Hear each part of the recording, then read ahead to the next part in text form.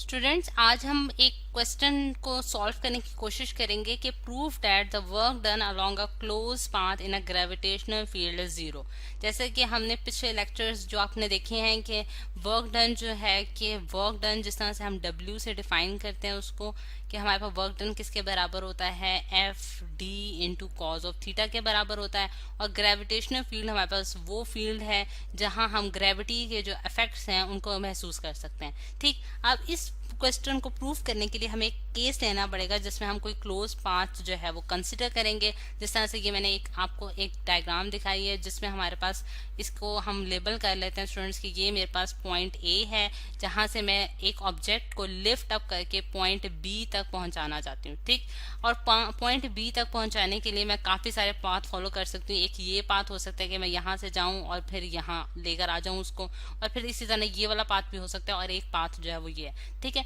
अब अगर हम कंसिडर करें स्टूडेंट्स कि जिस तरह से मैं इस लाइन को शो करना चाह रही हूँ कि एक ये पाथ है और एक ये पाथ है। ठीक, तो मैं इसी को एक क्लोज पाथ कंसिडर कर लेती हूँ। ये पॉइंट सी है, ए सी बी और फिर ए, यानी कि जो मैंने क्लोज पाथ कंसिडर किया है, क्लोज पाथ यानी कि बंद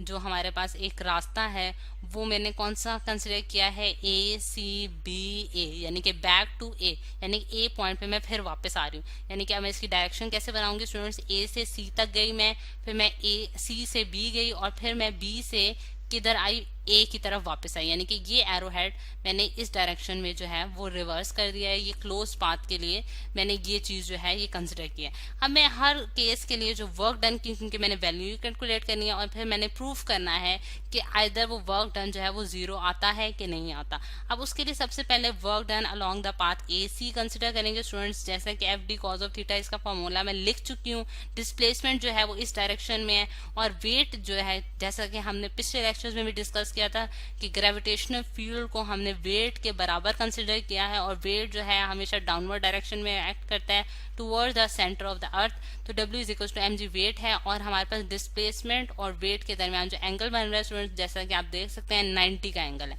और 90 का एंगल यानी कि F D into cos of 90 degree अगर आप पुट करें तो कॉज ऑफ 90 जो है वो हमारे पास जीरो होता है। तो इस वजह से work done along the path A C जो है वो हमारे पास क्या आ गया, जीरो आ गया। अब work done along the path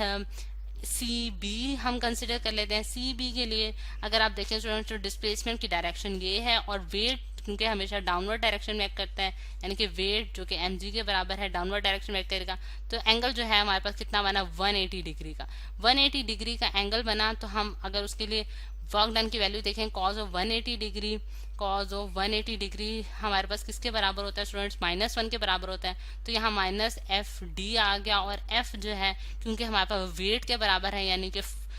वजन यानी कि जो हमारे पास वेट है उसके बराबर है, जो कि mg के बराबर आ जाता है mg। और ये जो डिस्प्लेसमेंट है यानी कि c से लेके b तक डिस्प्लेसमेंट जो हमने की है वो वहाँ पर हाइट के बराबर है, और क्योंकि हम जानते हैं a से b तक का जो डिस्टेंस है वो h के बराबर है, तो यहाँ मेरे पास जो वैल्यू आ गई WCB के लिए वो हमारे पास क्या आ गई, -mgh। ठीक है, एक यहाँ से यहाँ तक हम पहुंच गए। अब मैंने वापस आना है b से a, बी से ए पॉइंट तक वापस अगर हम आ रहे हैं स्टूडेंट्स तो उस पाथ के लिए यानी कि ये जो पाथ है हमारे पास स्टूडेंट, इसमें हम देख सकते हैं हमारे पास जो डिस्प्लेसमेंट है वो डिफरेंट, मतलब कि हर पॉइंट पे जो है वो वेरी कर रही है। यानी कि इस डायरेक्शन उसकी डायरेक्शन इस पॉइंट पे ये है, इस डायरेक्शन में ये है, यानी कि हर पॉइंट पे उसकी जो डायरेक्शन है वो चेंज हो रही है। ठीक है, यानी कि उसकी डायरेक्शन चेंज होने की वजह से हमारे पास वर्क डन जो की वैल्यू है वो भी चेंज हो जाएगी, क्योंकि वेट जो है जो कि W is equal to mg के बराबर है वो तो इस हर पॉइंट पे सेम रहेगा, यानी कि उसकी डायरेक्शन हमेशा डाउनवर्ड डायरेक्शन में रहेगी, लेकिन डिस्प्लेसमेंट की डायरेक्शन जो है वो हर पॉइंट पे चेंज हो जाएगी। जिसकी वजह से मैंने क्या किया है कि मैंने इसको स्प्लिट कर दिया है छोटे छोटे हिस्सों में, क्या ताकि हमारे पास जो डिस्प्लेसमेंट है वो कांस्टेंट रहे, यानी कि हमारे पास वर्क डन जो है वो मतलब कि हम उसके लिए जो है हर पॉइंट के लिए उसको आसानी से जो है वो कैलकुलेट कर सके। ठीक, अब यानी कि मैंने इसको छोटे छोटे हिस्सों में कैलकुलेट मतलब कि डिवाइड कर दिया। अब अगर हम देखें तो जब मैंने इसको स्मॉल जो छोटे छोटे हिस्सों में डिवाइड किया, जिस तरह से आप यहाँ देख सकते हैं कि मैंने इसको स्मॉल हिस्सों में डिवाइड किया, यहाँ मेरे पास दो डिस्प्लेसमेंट आई है, एक हॉरिजॉन्टल डायरेक्शन में डिस्प्लेसमेंट है, एक वर्टिकल डायरेक्शन में, एक हॉरिजॉन्टल एक वर्टिकल। अगर मैं हॉरिजॉन्टल डायरेक्शन को डेल्टा एक्स से डिनोट कर देती हूँ स्टूडेंट्स, और वर्टिकल जो है वो डेल्टा वाई से डिनोट कर देती हूँ, तो मैं ये देखती हूँ कि मेरे पास हॉरिजॉन्टल क्योंकि इस डायरेक्शन में है और वर्टिकल जो है वो हमारे पास किस डायरेक्शन में है, क्योंकि डाउनवर्ड डायरेक्शन में, क्योंकि मैं नीचे की तरफ आ रही हूँ। अब मैं नीचे की तरफ आ रही हूँ तो इस वजह से मेरे पास जो डेल्टा वाई की डायरेक्शन वो नीचे की तरफ होगी और हॉरिजॉन्टल इस तरफ होगी। अगर हॉरिजॉन्टल को देखा जाए इस तरफ है और हमारे पास वेट की डायरेक्शन जो है यानी कि वेट जो कि mg के बराबर है वो नीचे की डायरेक्शन में, तो इस वजह से इन दोनों के दरमियान एंगल जो है वो 90 का बन रहा है, जिससे मैं ये कह सकती हूँ कि जो हॉरिजॉन्टल इसकी डिस्प्लेसमेंट्स हैं वो मेरे पास वर्क डन में कोई कंट्रीब्यूशन नहीं कर रही, बल्कि सिर्फ जो वर्टिकल हैं वो कंट्रीब्यूशन करेंगी, जिससे मैं ये देख सकती हूँ कि डेल्टा वाई की जो डायरेक्शन है नीचे की डायरेक्शन में और वेट भी जो है वो डाउनवर्ड डायरेक्शन में एक्ट कर रहा है। क्योंकि मैं नीचे की तरफ आ रही हूँ यानी कि बी से ए की तरफ आ रही हूँ, यहाँ मैं वर्क डन निकल लेती हूँ बी फ्रॉम ए, ठीक है। तो उसके लिए मेरे पास जो वर्क डन की वैल्यू निकलेगी W यानी कि W is equal to force into displacement into cos of theta होगा, ठीक है। अब फोर्स की जगह क्योंकि मैं क्या डालूंगी वजन यानी कि W is equal to mg है, और डिस्प्लेसमेंट जो है क्योंकि डिस्प्लेसमेंट को मैंने स्प्लिट किया छोटे छोटे हिस्सों में, तो वो मेरे पास किसके बराबर आई है delta y1 plus delta y2 plus delta y3 up to so on plus dot dot dot delta yn, यानी कि मैंने उसको n पार्ट्स में डिवाइड कर दिया। फॉर एग्जांपल n जो है वो मेरा 100 भी हो सकता था, ठीक। अब अगर यहाँ पे मैं थोड़ी सी स्पेस बना लेती हूँ स्टूडेंट्स, यानी कि इसको यहाँ से रब करके इसको यहाँ रब करके अब मैं लिख देती हूँ कि जिस तरह से यहाँ हमारे पास कॉज ऑफ थीटा की जो वैल्यू है कॉज ऑफ हमारे पास क्या आया है, कॉज ऑफ हमारे पास क्या आया है 0 डिग्री आया है, ठीक है। अब 0 क्यों आया, क्योंकि मैंने आपको जिस तरह से बताया डेल्टा वाई की डायरेक्शन भी यही है और वेट की डायरेक्शन भी है, यानी कि दोनों सेम डायरेक्शन में पैरेलल हैं, तो इनके दरमियान जो एंगल बनेगा स्टूडेंट्स वो हमारे पास 0 का बनेगा, जिससे मैं ये लिख सकती हूँ डब्ल्यू बी ए यानी कि work done along the path B A जो है वो मेरे पास किसके बराबर हो जाएगा mg इंटू कॉज ऑफ 0 जो है वो स्टूडेंट्स हमारे पास 1 के बराबर होता है, delta y1 plus delta y2 plus so on delta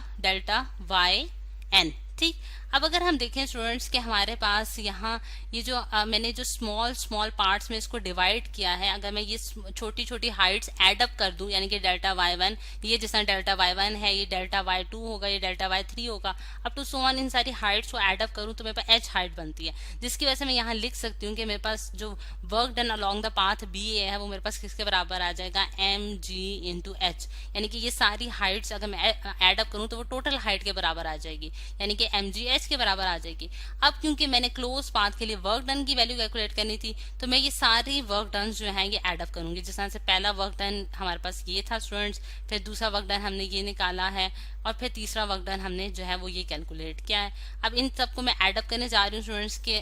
different colour से मैं लिख देती हूँ। अब अगर हम देखें इन सबको मैं ऐड अप करूंगी यानी कि W जो टोटल वर्क डन है वो हमारे पास WAC plus WCB plus WBA के बराबर होगी, और ये वर्क डन हमारे पास किसके बराबर है, क्योंकि AC के लिए वर्क डन हमारे पास 0 था, प्लस माइनस mgh और प्लस जो है वो वर्क डन यानी कि mgh मैंने डाल दिया। अब इन दोनों को मैं ऐड अप करूं तो जो मेरा टोटल वर्क डन निकलता है स्टूडेंट्स वो क्या आ जाता है, ये दोनों कैंसिल अप हो जाएंगे क्योंकि एक प्लस में और एक माइनस में, जो मेरे पास टोटल वर्क डन है वो 0 के बराबर आएगा, जिससे मैंने ये प्रूव कर दिया कि जो क्लोज यानी कि क्लोज पाथ के लिए इन द ग्रेविटेशनल फील्ड के लिए जो हमारे पास वर्क डन है वो किसके बराबर है 0 के बराबर है। और ये भी एक डेफिनेशन आ जाती है हमारे पास किसकी, कंजर्वेटिव फील्ड की, यानी कि ये भी हमारे पास एक डेफिनेशन है। जिस तरह से हमने पिछले लेक्चर में देखा था कि हमने ये कहा था कि हमारे पास वो फील्ड्स या वो फोर्सेस जो कि किसी पाथ को फॉलो नहीं करती, पाथ इंडिपेंडेंट होती हैं, वो हमारे पास कंजर्वेटिव फील्ड्स कहलाती हैं। इसी तरह हम ये भी कह सकते हैं कि उन केसेस के लिए यानी कि उन फोर्सेस के लिए जो क्लोज पाथ के लिए जो वर्क डन की वैल्यू आती है वो 0 के बराबर आती है, ठीक है। तो ये हमारे पास इस वजह से हम कहते हैं कि ग्रेविटेशनल फील्ड जो है वो कंजर्वेटिव फील्ड है, और इस क्वेश्चन को जो है वो हमने प्रूफ भी कर दिया आज के लेक्चर में।